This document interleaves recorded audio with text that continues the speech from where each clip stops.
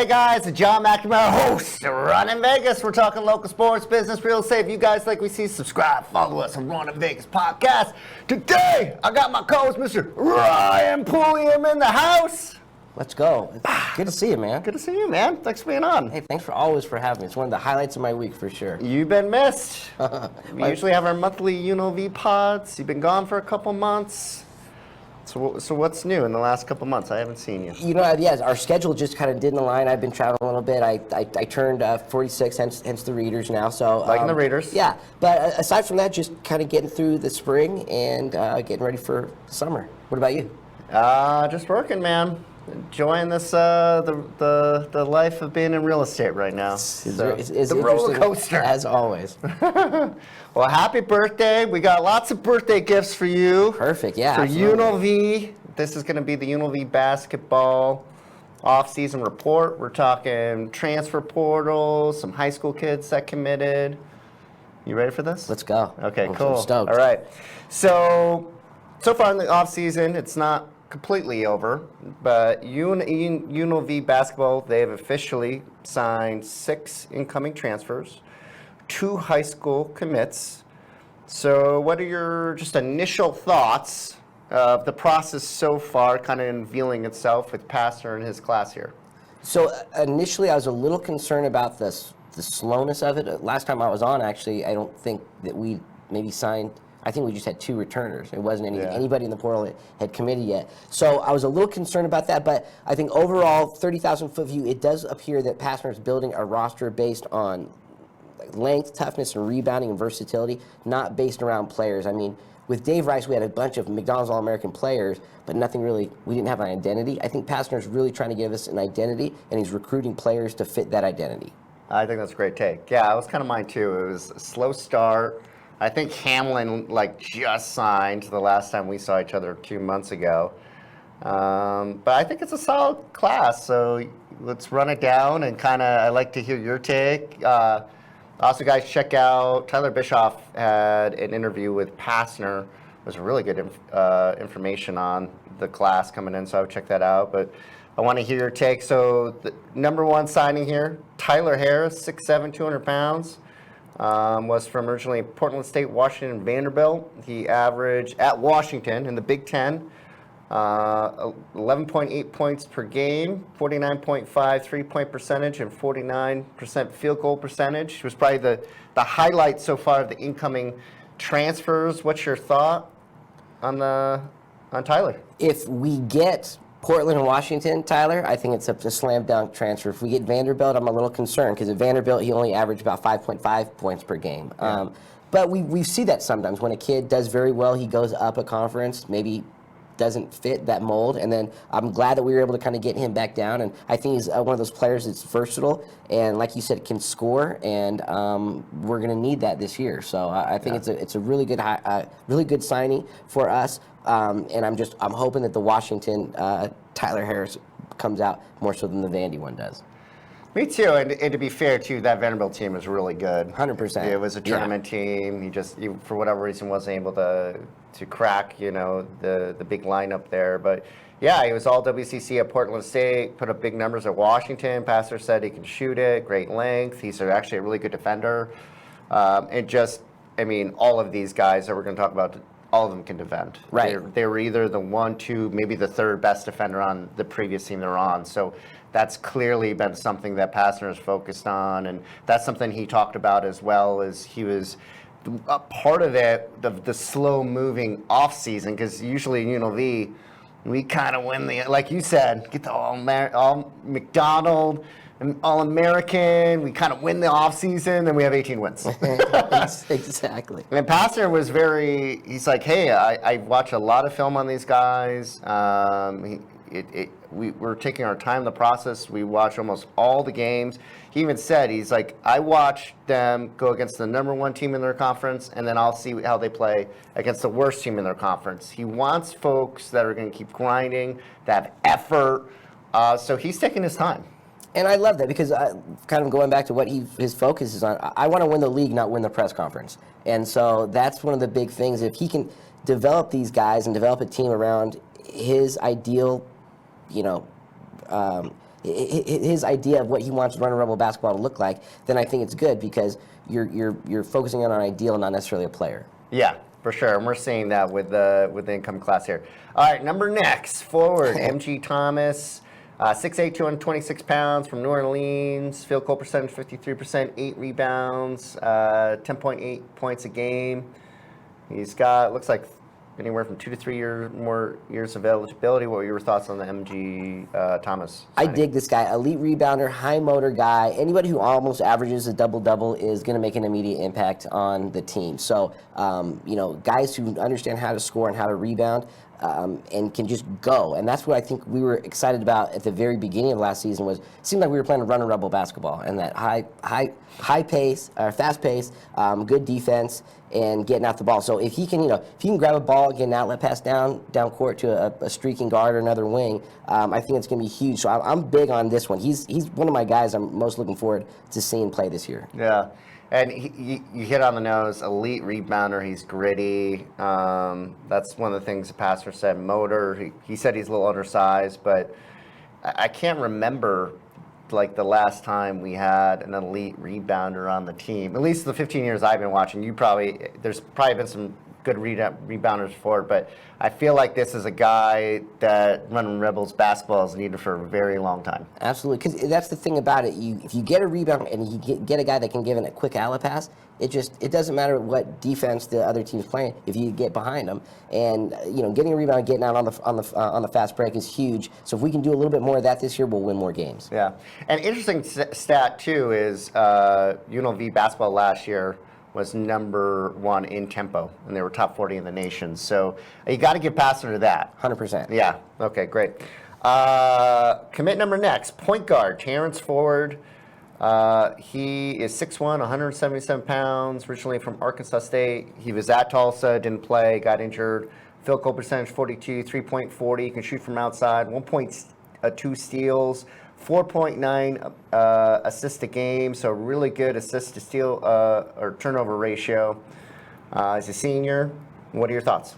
Senior leadership at the point guard position is always huge. In the before the NIL ruined, some would say, college basketball, if you had a mid-major team that went far in March, they always had a senior point guard leading the team. So I'm excited to see what Terrence Ford Jr. can bring. A little hoping it's not deja vu all over again, where our starting point guard is injured at the beginning of the season. I think he's good. It was a wrist injury, wasn't a foot injury, so that's obviously a good thing with as opposed to Miles Che. But I think Pastner, I have here that he has described him as a sleeper. So I think if he can watch film, if he's doing his due diligence on these guys, and he says this guy's a sleeper, I think he's going to be the real deal leading the team.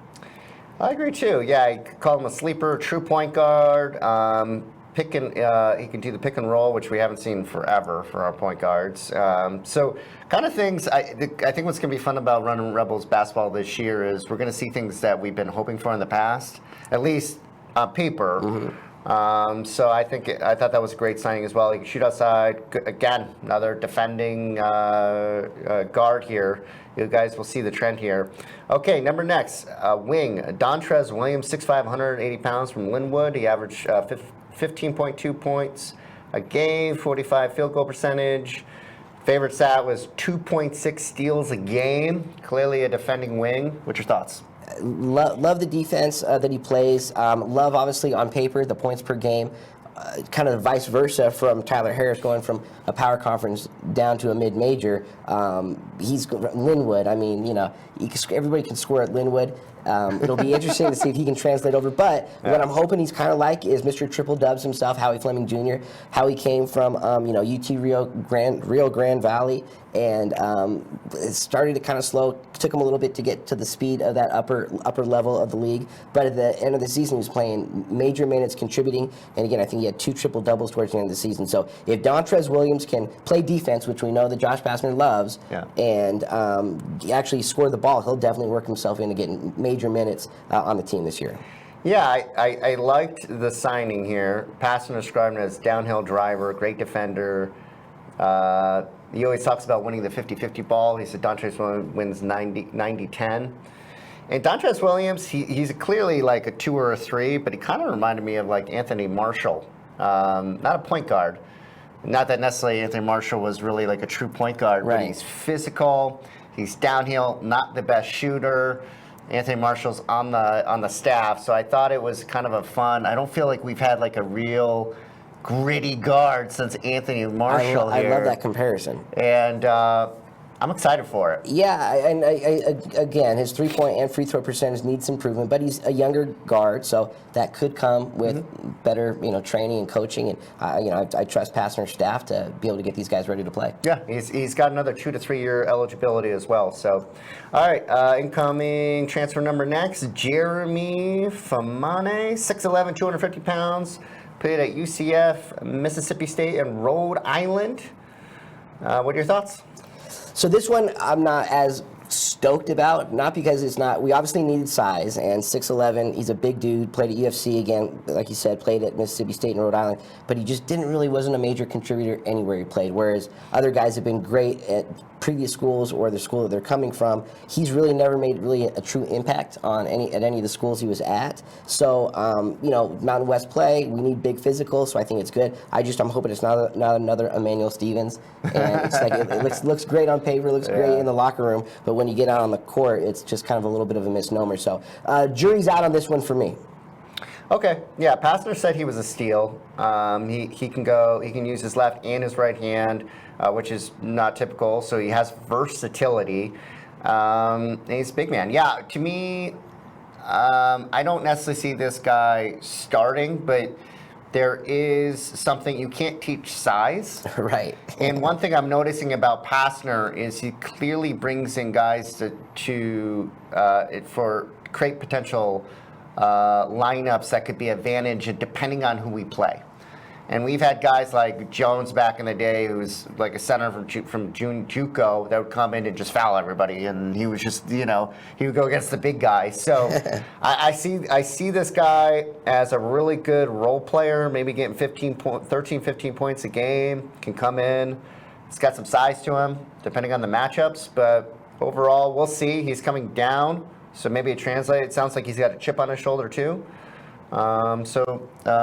Solid signing. Yeah, absolutely. And again, like you said, you can't teach size, and we have gotten, I think, bigger at every single position. And you need guys just to be able to, like you said, if it's a matchup where another team we're playing has a massive center, get in here. We need fouls, we need minutes, and this guy might just be able to give us that role-playing ability that will help us stay in games, if not necessarily win them. Yeah, good take.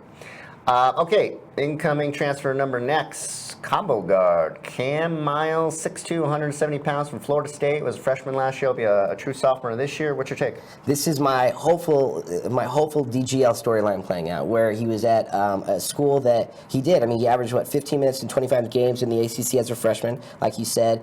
Towards the end of the season, he kind of fell out of the rotation a little bit. I don't know if that was just a tightening of the rotation or what that looked like, but the kid can play, a lot of upside, high ceiling, good-looking kid to play on the court. So I'm really hoping that he's the guy that comes and really has a breakout season for UNLV this year. All right, great take. Well, Pastner would agree with you. I thought that one of the most interesting takes that Pastner had when he was talking to Bischoff was Cam Miles has a very high ceiling. The best basketball is ahead of him.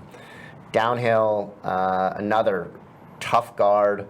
So he is interesting. Yeah, and he can create his own shot too, which again DGL did a great job of last year. Because sometimes you need that.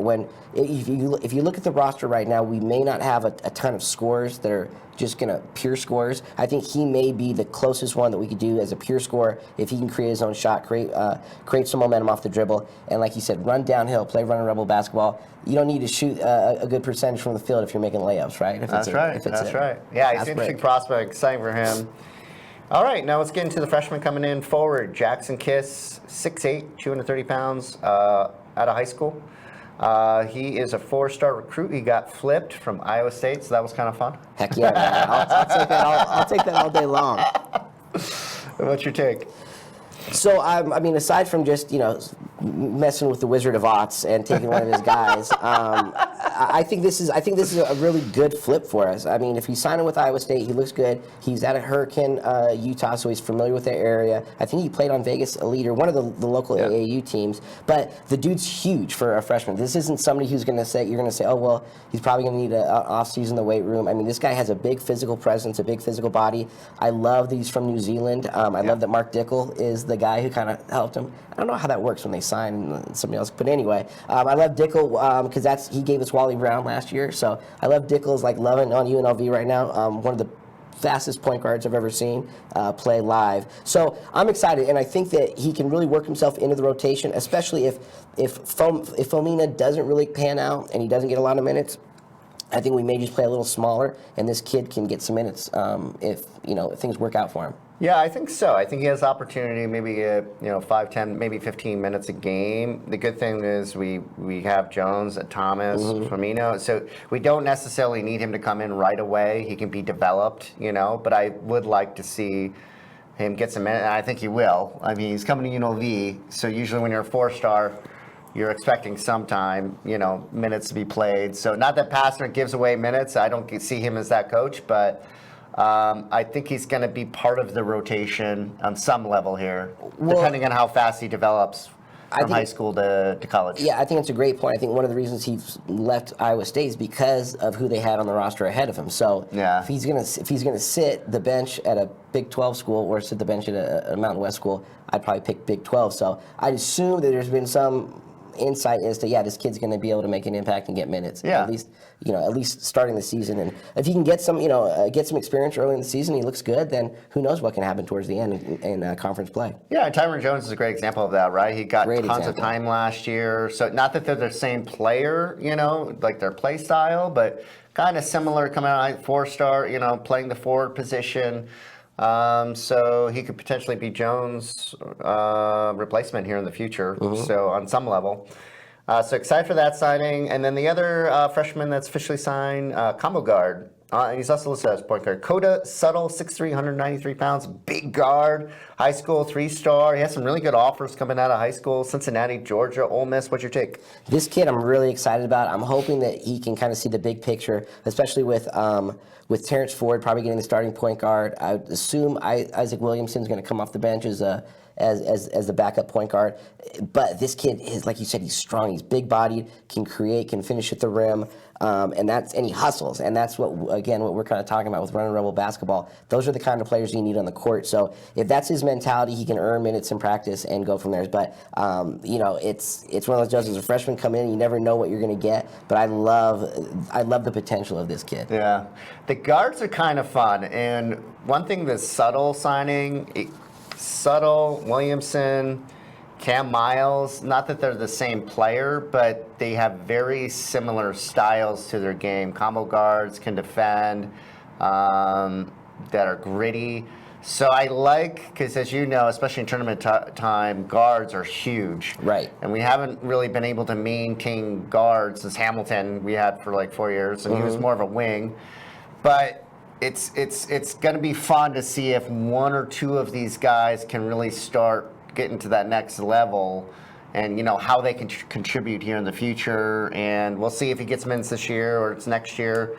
But there's clearly a certain type of guard that Pastner goes after, and I like it. 100%. Yeah. And I mean, especially if the kid can play defense, because I think that was one of the knocks on Williamson last year coming in as a freshman is that senior and upperclassmen guards were just picking on him. And I mean, his defense footwork was just a little slow. He hustled, but sometimes you just get beat. And so freshman guards coming in, the game's just faster, and sometimes you need to kind of a little bit of time to get into that defensive state of mind. But if he already plays good defense, and same with Dontrez Williams, these guys, they're defensive minded, that they're going to work on that, and they're going to be willing to work on that to get playing time. Yeah, it's a big leap from freshman to sophomore, and that's going to be fun, especially Cam Miles, Williamson. It's going to be, hey, can one or both of these guys get to the next level and really contribute? Because that's going to be the big thing. Subtle, if he comes in, he plays great, but he kind of has a year, because there's a lot going on in that position. I think some injuries would have to occur, or he just he's a rock star from day one. Right, but exactly. it happens. 100%. We've seen it before in the past, but I like the guards they brought in. I feel like that's probably the deepest position on the roster right now. So a little bit bonus. It's not an official commit here. Mr. Allen Breed, 6'3", 200 pounds from MC State Providence. He was also at McNeese State for like 2 games. He got injured. What's your take? I don't know. This one is, if his eligibility doesn't get approved, I'm not going to lose a bunch of sleep over it. He didn't really put up a ton of numbers. He was decent at Providence, but he had some off the court issues early on, and then he, like you said, got injured. So I just, bringing in another injury-prone guard that maybe have some other off court issues. I don't necessarily know, but if he does make it, I think he will add something to the team, but I don't think this is something where we're going to build our team around this kid. Yeah, I don't think so either. The one thing that stood out for me is last year he shot 89% from free throw. And I think the years before he was somewhere between 80 and 90, so he's a great free throw shooter. He was pretty highly recruited out of high school 6 or 7 years ago, whatever that was.